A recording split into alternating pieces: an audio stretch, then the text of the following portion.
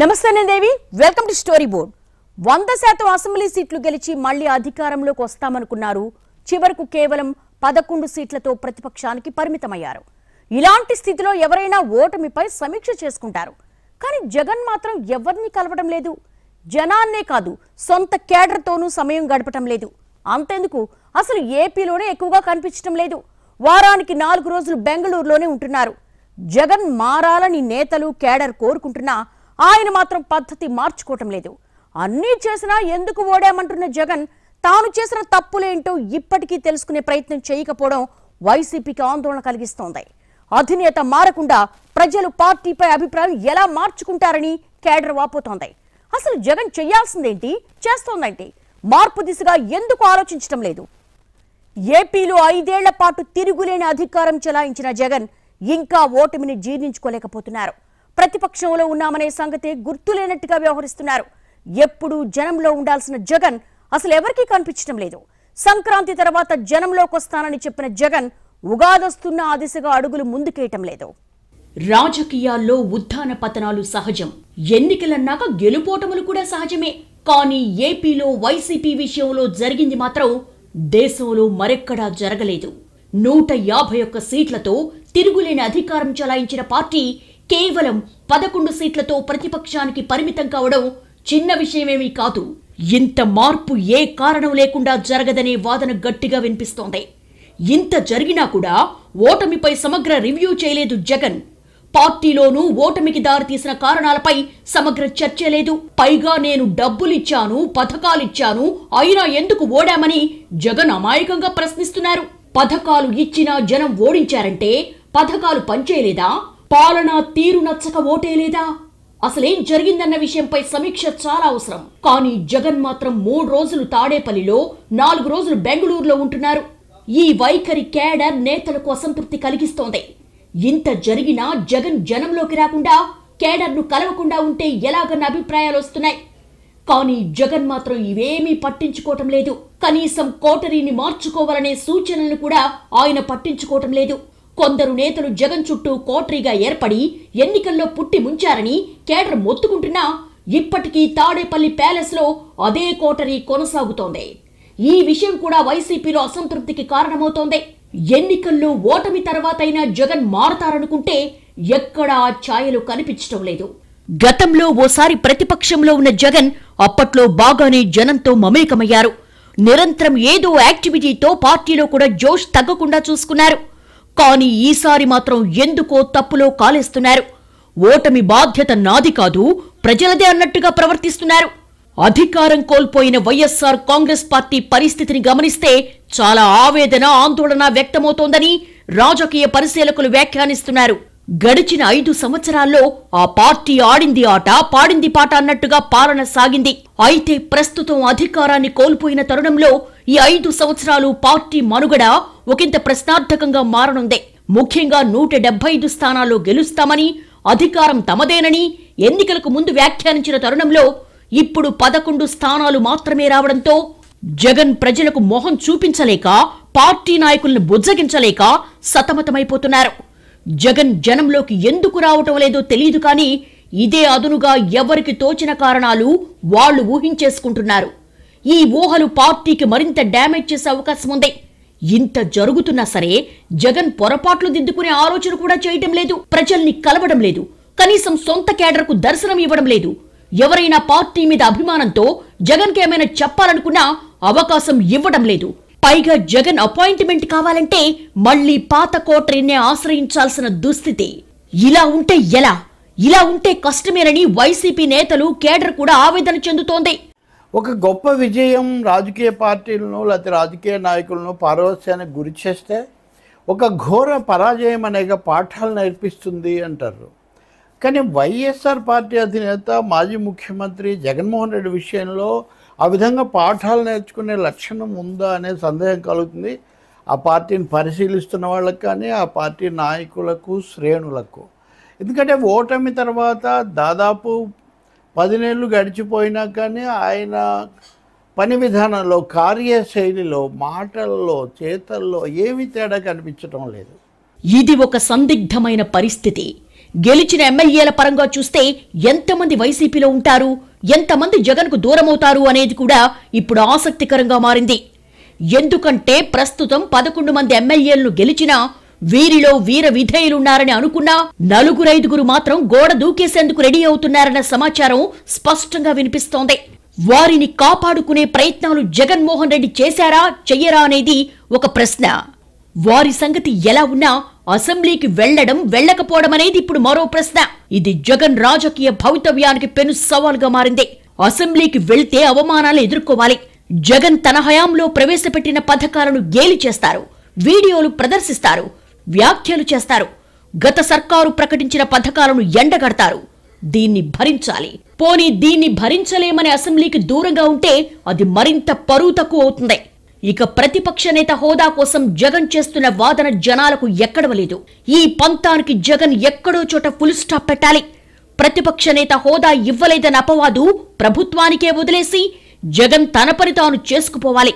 11 మంది ఎమ్మెల్యేలు వచ్చారని, అధికారం రాలేదు కాబట్టి అసెంబ్లీకి రావట్లేదన్న ప్రచారం జగన్ను చుట్టుముడుతుంది.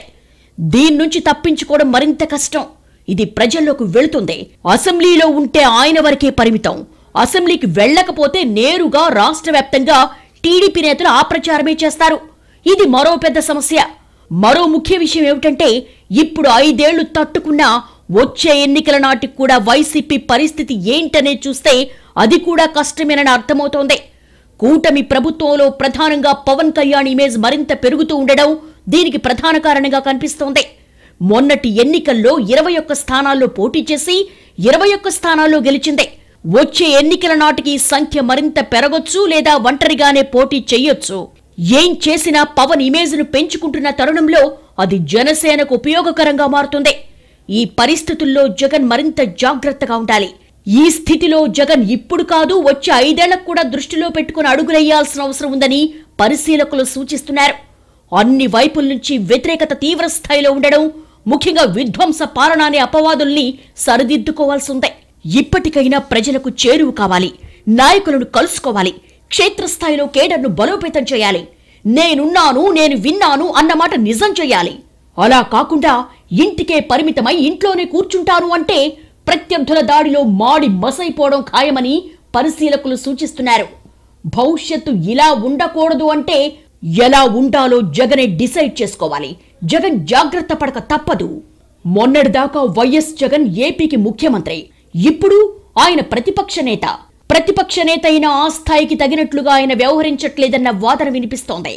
అంతేకాదు ఆయన పదే పదే చేస్తున్న వ్యాఖ్యలు కూడా ఆయన స్థాయిని తగ్గిస్తున్నాయనే అభిప్రాయం వ్యక్తమవుతోంది. తనకు ప్రతిపక్ష హోదా ఇవ్వాలని పదే పదే అడుగుతున్నారు. ఆ హోదా ఇవ్వకపోయినా ఆటోమేటిక్గా ఆయనే ప్రతిపక్ష నేత అవుతారు. అయినా స్పీకర్ ఇవ్వాల్సిందే అని పట్టుబడుతూ వాదిస్తున్నారు. ప్రతిపక్ష హోదా అనేది స్పీకర్ ఇచ్చినంత మాత్రాన ప్రత్యేకంగా ఒరిగేదేమీ ఉండదు, ఇవ్వనంత మాత్రాన పోయేదేమీ ఉండదు. ప్రజల పక్షాన పోరాడితే అదే అసలైన పక్షమవుతుంది. ఈ చిన్న లాజిక్ జగన్ మిస్ అవుతున్నారన్న టాక్ వస్తోంది. తమ పార్టీ నేతలు కార్యకర్తలపై టీడీపీ వర్గాల వారు దాడులు చేస్తున్నారని జగన్ పదే పదే అంటున్నారు. తనకు బుల్లెట్ ప్రూఫ్ వెహికల్ ఇవ్వాల్సిందే అంటున్నారు. ఇలా తమ పార్టీ గురించి తన గురించి ఆయన ఎంతలా గగ్గోలు పెట్టినా దానివల్ల ప్రజలకు లాభం ఏమీ ఉండదు. దాని బదులు పథకాల అమలు ఎప్పుడని ప్రశ్నిస్తే ప్రజలు వైసీపీ వైపు చూస్తారు. కానీ జగన్ తీరు అలా లేకపోవడం ప్రజలను ఆశ్చర్యపరుస్తోంది. జగన్ మరో విధంగా కూడా తన స్థాయిని తగ్గించుకుంటున్నారు. ఆయన మొన్నటిదాకా సీఎం ఆ హోదాలో ఉన్నప్పుడు నారా లోకేష్ ను లెక్కలోకే తీసుకోలేదు. పప్పు పప్పు అని తీసి పడేశారు. ఇప్పుడేమో పదే పదే లోకేష్ ప్రస్తావన తెస్తున్నారు. లోకేష్ రెడ్ బుక్ ఆధారంగా పాలన నడుస్తోందని చెప్తూ నారా లోకేష్ స్థాయిని పెంచుతున్నారు. జగన్ మాట్లాడే తీరు చూస్తుంటే అంతా లోకేషే నడిపిస్తున్నట్లు, పాలన అంతా ఆయన చెప్పు చేతల్లోనే సాగుతోందన్నట్లుగా మాట్లాడుతున్నారు. జగన్ చంద్రబాబును టార్గెట్ చేయాలి, ఆయన స్థాయి అది. కానీ లోకేష్ తో సరిపెట్టుకుంటూ తన స్థాయిని డౌన్ చేసుకుంటున్నారన్న టాక్ వినిపిస్తోంది. ప్రతిపక్ష నేతగా జగన్ అనుకున్న స్థాయిలో మార్కులు కొట్టలేకపోతున్నారన్న అభిప్రాయం వ్యక్తమవుతోంది. ఇది వరకు ప్రతిపక్ష నేతగా ఉన్నప్పుడు కనీసం ప్రజల్లో ఉండేవారు. ఇప్పుడు అటు అసెంబ్లీలో లేక ఇటు ప్రజల్లో లేకుండా మాటి మాటికి బెంగళూరు వెళ్లిపోతూ తన పనులు మాత్రమే చూసుకుంటున్నారని, ప్రజల కోసం ఏమీ చెయ్యట్లేదన్న టాక్ వస్తోంది. జగన్ తన వైఖరి మార్చుకోకపోతే అది ఆయనకే నష్టం చేకూర్చగలదని రాజకీయ విశ్లేషకులు అభిప్రాయపడుతున్నారు. ఎన్నికల్లో ఘోర పరాభవం చవిచూసిన ఏ పార్టీ అయినా తామేం తప్పులు చేశామో నిజాయితీగా ఆత్మ పరిశీలన చేసుకోవడం, పరిస్థితులకు తగ్గట్టుగా తాము మారే ప్రయత్నం చేయడం, ఆ తర్వాత పుంజుకోవడానికి కార్యాచరణ మొదలు పెట్టడం చాలా అవసరం. కానీ వైసీపీ మాత్రం ఆ దిశగా ఆలోచన కూడా చేయటం లేదు. జగన్ అండ్ కో వ్యవహార శైలి చూస్తుంటే ఇంకా ఆత్మస్థుతి పరనింద తరహాలోనే సాగుతున్నట్లు కనిపిస్తోంది.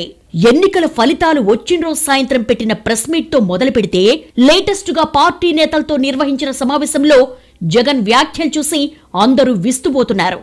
తన పాలనలో వైఫల్యాలు, తప్పిదాల ఊసే ఎత్తకుండా తాను చాలా గొప్పగా పరిపాలించినా, అద్భుతాలు చేసినా జనాలు ఓడించడం ఏంటని ఆయన ఆవేదన చెందుతున్నారు. తాను మరీ ముక్కుసూటిగా ఉండడం, నిజాయితీగా ఉండడం కరెక్ట్ కాదేమో అంటూ నిష్ఠూరాలాడారు. అది నిజమైతే కావచ్చు, కానీ గతం గతః.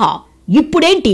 అధికారంలో ఉన్నప్పుడు ఏం చెయ్యాలో చెయ్యలేదో పక్కన పెడితే ఇప్పుడు ప్రతిపక్షంగా ఏం చేస్తున్నారు? ప్రజాస్వామ్యంలో అధికార పక్షానికే కాదు, ప్రతిపక్షానికి బాధ్యత ఉంటుంది. కానీ వైసీపీ మాత్రం తన పాత్రేంటో మర్చిపోయే వ్యవహారం చేస్తోంది. ఎంతసేపు ప్రజలు ఓడించారని బాధపడుతున్న జగన్ తన పార్టీకి దాదాపు 40% ఓట్లొచ్చాయన్న విషయాన్ని విస్మరిస్తున్నారు. తమ ఓటు బ్యాంకు నిలబెట్టుకోవడానికైనా రాజకీయంగా యాక్టివేట్ అవ్వాలని అనుకోవటం లేదు. జగన్ తీరు గనక ఇలాగే ఉంటే వైసీపీకి ఓట్లేసిన వాళ్లు కూడా పునరాలోచనలో పడే ప్రమాదం లేకపోలేదు. మంచో చెడో ప్రజలిచ్చిన తీర్పును గౌరవించాలి. ఉన్న శక్తి మేరకు పోరాటం చేయాలి. అసెంబ్లీలో స్పీకర్ ఇచ్చే కొద్ది సమయాన్ని సద్వినియోగం చేసుకోవాలి. సరైన పాయింట్ మాట్లాడితే అధికార పక్షాన్ని ఇరుకున పెట్టొచ్చు. అందుకోసం హోంవర్క్ చేసి సభకు రావాలి. కానీ సభలో అధికార పక్షానికి కౌంటర్ సంగతే వదిలేసి అసలు సభకే రాకుండా జగన్ ప్రవర్తిస్తున్న తీరు చూసి ఆయన అభిమానులు కూడా విస్తుపోతున్నారు. ప్రతిపక్ష నాయకుడిగా ఆ గుర్తింపు మీరు ఇవ్వనప్పుడు, ప్రతిపక్ష పార్టీగా మా పార్టీకి ఆ గుర్తింపు మీరు ఇవ్వనప్పుడు, ప్రతిపక్ష పార్టీగా గుర్తింపు ఉండేటివి రెండు పార్టీలు, రెండు కూటములు. ఒకటి అధికార కూటమి, రెండోది ప్రతిపక్షం. ప్రతిపక్షం మా తప్ప ఇంకెవరూ లేరు. అలాంటి మా పార్టీ 40% ఓట్ షేర్ వచ్చిన మా పార్టీకి ఉన్నది ఒకే ఒక్క ప్రతిపక్ష పార్టీ అయినా కూడా ఆ పార్టీని నువ్వు ప్రతిపక్షంగా గుర్తించనంటావు. ప్రతిపక్షంగా గుర్తిస్తే ఆ పార్టీకి ఒక నాయకుడు ఉంటాడు, ఆయన ఆటోమేటిక్గా ప్రతిపక్ష నాయకుడు అవుతాడు. ఒక్కసారి ప్రతిపక్ష నాయకుడు తాను అయినాడు అని అంటే ఒక హక్కుగా సభలో మైక్ తనకు ఇవ్వాల్సి వస్తుంది. రాజకీయాల్లో అర్థం చేసుకోవాల్సిన మర్మం ఒకటుంటుంది. ప్రజలు ప్రభుత్వంపై వ్యతిరేకత వల్ల ప్రతిపక్షాన్ని గెలిపిస్తారు తప్ప ప్రతిపక్షంపై ప్రేమతోనో ప్రతిభ చూసో కాదు. ఎదుటివాడి వీక్నెస్ వల్ల వచ్చే అధికారం తప్ప తమ సొంత ప్రతిభ ఏమీ కాదని గుర్తించాలి. ఎప్పటికప్పుడు ఆ ప్రభుత్వ వ్యతిరేకత రాకుండా చూసుకోవాలి తప్ప తమ పాలన అద్భుతంగా ఉందని ప్రజలు అనుకుంటున్నారనే భ్రమలో కాలం గడిపేయకూడదు. అలా గడిపే 2024లో 11 సీట్లకు పరిమితమయ్యారు జగన్మోహన్ రెడ్డి. 11 సీట్లతో ప్రతిపక్ష హోదా కూడా లేకుండా అయ్యింది. ఇప్పుడు ఆ ప్రతిపక్ష హోదా కోసం వెంపర్లాడుతున్నారు జగన్. లేకపోతే లేకపోయిందిలే అని హుందాగా ఉండొచ్చు. 9 నెలల్లో ఏ ప్రెస్ మీట్ పెట్టినా నేను ప్రజలకు పలావ్ పెట్టా, చంద్రబాబు బిర్యానీ పెడతాడు అనుకున్నారు అంటూ కామెంట్స్. ప్రజలకు తాను పెట్టిన పలావ్ తేడా కొట్టిందన్న విషయం మాత్రం తెలుసుకోలేకపోతున్నారు జగన్. ఓటమికి కారణం ప్రజలకు చంద్రబాబు చెప్పిన అబద్ధపు వాగ్దానాలను నమ్మడమే అనుకుంటున్నారు జగన్. ఆయనను అలా నమ్మిస్తున్న కోటరీ జనం ఉన్నారు. ఓటర్లంటే స్కీములు తీసుకొచ్చే వాళ్ళు మాత్రమే కాదు, అన్ని వర్గాల వారు ఉంటారు. ఏ వర్గానికి ఇబ్బంది కలిగింది, ఏ వర్గం మానసికంగా దూరమయ్యింది, 11 సీట్లకు పరిమితమయ్యేంత ప్రభుత్వ వ్యతిరేకత ఎట్నుంచొచ్చిందనేది పరిశీలించుకోకుండా కనీసం ఆ దిశగా ఆలోచిస్తున్నట్టుగాని ఆత్మ పరిశీలన చేసుకున్నట్టుగాని జగన్ కనపడట్లేదు. జగన్మోహన్ రెడ్డి గారు గత చరిత్ర గుర్తు తెచ్చుకోవాలి. ఆయన పోరాడి ఎలా నిలబడ్డారో 2009 నుంచి, తర్వాత జైలుకి వెళ్ళి వచ్చిన 2014లో ప్రతిపక్ష నాయకుడి కింద ఉండి ఎలా పోరాడారో గుర్తుకు తెచ్చుకోవాలి. అంతే తప్ప ప్రతిపక్ష హోదా కోసం అంటే తెలుగుదేశం పార్టీ 1984 నుంచి 89 వరకు దేశ రాజకీయాల్లోనే లోక్సభలో ప్రధాన ప్రతిపక్షంగా ఉంది, గుర్తింపు లేదు. అంతేందుకు 2014 నుంచి 2024 వరకు కాంగ్రెస్ పార్టీ దేశాన్ని దాదాపు 5-6 దశాబ్దాలు శాసించిన కాంగ్రెస్ పార్టీకి ప్రతిపక్ష హోదా దిక్కులేదు. ఇది వాస్తవం. అలాగే పి జనార్దన్ రెడ్డి గారు ఉండగా 1994లో 26 మంది శాసనసభ్యులతో ప్రతిపక్ష హోదా లేకుండా పోరాడలేదా? ఆయనను మా బ్రదర్సు, మీ నాన్నగారు అందరూ పోరాడలేదండి? అంతెందుకు, ఆ రోజు జైపాల్ రెడ్డి గారికి అలాగే వెంకయ్యనాయుడు గారికి, మధ్యకాల ఓంకార్ గారు కానీ, ఎంసీపీ నేతలు కానీ, అలాగే సిపిఎంలో ఉన్న నర్రా రాఘవరెడ్డి గారికి, సిపిఐలో అనేక మంది నేతలకి ఏం ప్రతిపక్ష హోదా ఉందని. అయినా జనం గమనించేది పాలకులు ఏం చేస్తున్నారు అన్న దాంతో పాటు ప్రతిపక్ష నాయకుడు ఏం చేస్తున్నాడనేది. 2014-2019 మధ్యలో జగన్ నిత్యం జనంలో ఉండడం వల్ల చంద్రబాబు ప్రభుత్వంపై ఉన్న ప్రజా వ్యతిరేకత బాగా పెరిగింది.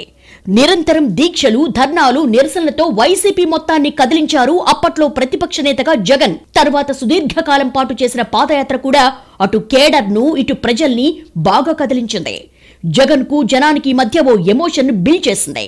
అప్పట్లో జగన్ పోరాటాలు కూడా డైరెక్ట్ గా జనాన్ని ఇబ్బంది పెట్టే అంశాలను బేస్ చేసుకుని సూటిగా ఉండేవి. దీంతో జనం కూడా పెద్ద ఎత్తున జగన్ వెంట ర్యాలీ అయ్యే అవకాశం వచ్చింది. ప్రభుత్వంపై అసంతృప్తి ఉన్న వాళ్ళందరికీ అప్పట్లో జగన్ ఓ ఆశాకిరణంలా కనిపించారు. ఇప్పుడు ఏపీలో సమస్యల్లేవని కాదు, కూటమి సర్కారు ఇచ్చిన హామీల్ని పూర్తి స్థాయిలో నెరవేర్చలేదు.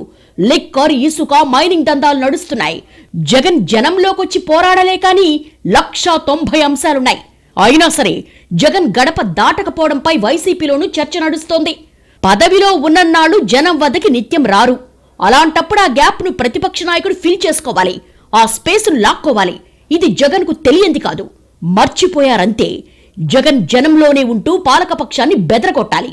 అది జరగాలంటే కోటరీయే తన ఉనికికి, రాజకీయ భవిష్యత్తుకు అడ్డుగోడని తెలుసుకోవాలి. అసలు ఇది జగన్ కు తెలియ చెప్పేవాళ్లే లేరా? చెప్పినా వినే స్థాయి దాటిపోయిందా అనేది తెలీదు. విన్నా వినకపోయినా, మారినా మారకపోయినా, జనంలోకి వెళ్లినా వెళ్లకపోయినా ప్రజల్లో ప్రభుత్వ వ్యతిరేకతే వస్తే ఆటోమేటిక్ గా మళ్లీ ప్రతిపక్షాన్ని గెలిపించేస్తారు కనుక పదవిలోకి వచ్చేయచ్చు అనుకుంటే ఎవ్వరూ ఏమీ చెప్పనక్కర్లేదు, ఆయన వినక్కర్లేదు. కానీ మానవ ప్రయత్నం లేకుండా ఉంటే ఆ స్థానాన్ని మరో పార్టీకి చెందిన మరొక నాయకుడు ఆక్రమించే అవకాశం ఉంది. ప్రభుత్వ వ్యతిరేక ఓట్లు ఆటోమేటిక్ గా పడాలంటే జనం మనసులో ఉండాలి. అలా ఉండాలంటే జనంలో ఉండాలి. అలా లేకపోతే భవిష్యత్తులో టీడీపీకి, జనసేనకు చెడి ఇద్దరూ విడిగా పోటీ చేసినప్పుడు జనం ఏదో పార్టీకి గుద్దేసినా ఆశ్చర్యపోనక్కర్లేదు. తదుపరి ఎన్నికల నాటికి ప్రభుత్వ వ్యతిరేకతతో గొంతు కలిపి పవన్ కూటమి నుంచి బయటకొచ్చేసి సొంత గొంతు వినిపిస్తే అతనే ప్రతిపక్షమవుతాడు. ఆ పరిస్థితి రాకూడదు అనుకుంటే రాష్ట్రంలో 3వ ప్రత్యామ్నాయం రాకుండా చూసుకోవాలి. దానికి ఒక్కటే మార్గం, జగన్ నిత్యం జనంలో ఉండడం, తిరగడం. పరిస్థితి చూస్తుంటే జగన్ ప్రతిపక్షంలో ఉంటూ కూడా కొత్త సమస్యల్ని కొని తెచ్చుకునేలా కనిపిస్తున్నారు. అధికారంలో ఉన్నప్పుడు కోట్రీని నమ్ముకొని కొన్ని తప్పులు చేసిన జగన్ జనం నాడి పట్టడంలో విఫలమయ్యారు. ఇప్పుడు ప్రతిపక్షంలో ఉండి కూడా జనాన్ని కలవకుండా పెద్ద తప్పు చేస్తున్నారు. సర్కారు పనితీరు ఎలా ఉందో, ఏ వర్గం అసంతృప్తిగా ఉందో తెలియాలంటే ప్రజల్ని కలవాలి. అంతేకాని ఎవరినీ కలవకుండా, ఎవరితో చర్చించకుండా, ఎలాంటి వ్యూహరచన చెయ్యకుండా ఎంతసేపు నేను, నా పథకాలు అనే పాయింట్ చుట్టూ తిరిగితే జగన్ కు ఏ కోశానా ప్రయోజనం ఉండదన్న విషయం ఇప్పుడు హాట్ టాపిక్ గా మారింది. రాజకీయాల్లో నేతలు మంచి చేశారా, చెడు చేశారా అనేది ప్రజలే తేలుస్తారు. ఏ నాయకుడు నిర్ణయాలు తీసుకునే అడ్వాంటేజ్ అవుతాయనే తీసుకుంటారు. కానీ ఓసారి ప్రజలు తిరస్కరించాక తమ పద్ధతి మార్చుకొని కొత్త ఎజెండాతో జనం ముందుకొస్తారు. మొదట్నుంచి వస్తున్న పద్ధతి ఇదే. కానీ జగన్ మాత్రం అలా ఉండడం లేదు. గెలిచినా ఓడినా నా పద్ధతి మారదని గొప్పగా చెప్తున్నారు. ఎన్నికల్లో ఓటమి నుంచి గుణపాఠాలు నేర్చుకుని ఫీనిక్స్ లా పుంజుకున్న నేతలు గతంలో ఉన్నారు. అలాగే ఓటమి ఎప్పుడు ప్రతి ఒక్కరికి గుణపాఠాలు నేర్పుతుంది. కానీ వాటిని నేర్చుకోవడానికి మనం సిద్ధంగా ఉండాలి. జగన్ అలా లేకపోవడమే వైసీపీ భవితవ్యంపై సందేహాలు వచ్చేలా చేస్తోంది. అసలు మొన్నటి ఎన్నికల ప్రచారం నుంచే జగన్ గాడి తప్పారన్న అభిప్రాయాలు లేకపోలేదు. చెప్పినట్టుగా సంక్షేమం చేశాను, అభివృద్ధి కూడా మొదలుపెట్టాను, మరో అవకాశం ఇస్తే అది కూడా పూర్తి స్థాయిలో చేస్తానని ఓట్లడిగితే ఫలితం వేరుగా ఉండేది. కానీ జగన్ ఎక్కడా అభివృద్ధి ఊసెత్తకుండా జాగ్రత్త పడ్డారు. పైగా ఎక్కడికెళ్లినా పథకాల గురించే ఊదరగొట్టారు. దీంతో జనానికి మొహం మోత్తింది. జగన్ ఏమైనా తన జేబులో డబ్బిస్తున్నాడా? మేం కట్టిన పన్నుల డబ్బులే మాకిస్తున్నారు కదా అనుకున్నారు. ఈ కారణంగానే స్కీముల లబ్ధిదారుల ఓట్లు కూడా పూర్తి స్థాయిలో వైసీపీకి పడలేదన్న విశ్లేషణలు అప్పట్లో వచ్చాయి. కానీ జగన్ ఇవేమీ పట్టించుకోవటం లేదు. ఇప్పుడు ప్రతిపక్షంలోకి వచ్చా కూడా ఇంకా బటన్ నొక్కాను, నేరుగా అకౌంట్లలోకి డబ్బులేశానని పదే పదే చెబుతున్నారు. చేసిన పొరపాట్లు గుర్తించి అవి మరోసారి జరగకుండా చూసుకుంటానన్న మాటే జగన్ నోటి నుంచి రావడం లేదు. అటువైపు చూస్తే టీడీపీ గట్టి క్యాడర్ ఉన్న పార్టీ, ఇటువైపు వైసీపీ క్యాడర్ తీవ్ర నిరాశలో ఉంది. తాము మొదట్నుంచి పాలన తేడా కొడుతోందని చెప్పినా పట్టించుకోలేదని వాపోతున్నారు. బలంగా ఉన్న ప్రత్యర్థుల్ని ఢీకొట్టాలంటే ఖచ్చితంగా కార్యకర్తల్లో నైతిక స్థైర్యం పెంచడం అవసరం. అధినేత ఎప్పుడు కావాలంటే అప్పుడు కేడర్ను కలిస్తే, వారి మాటలు వింటే మరింత ఉత్సాహంగా పనిచేస్తారు. అంతేకాని దర్శనమే దుర్లభం అంటే మాత్రం ఎంత కష్టపడ్డా ఫలితం ఏముంది అనుకోవచ్చు. ఒక్కసారి కేడర్ విరక్తి చెందితే పార్టీకి పూర్వ వైభవం రావడం అంత తేలిక కాదు. అందుకే ఇప్పటికైనా జగన్ మేలుకోవాలి, జనంలోకి రావాలి, జనంతో మమేకమవ్వాలి, కేడర్ సాధక బాధకాలు తెలుసుకోవాలి.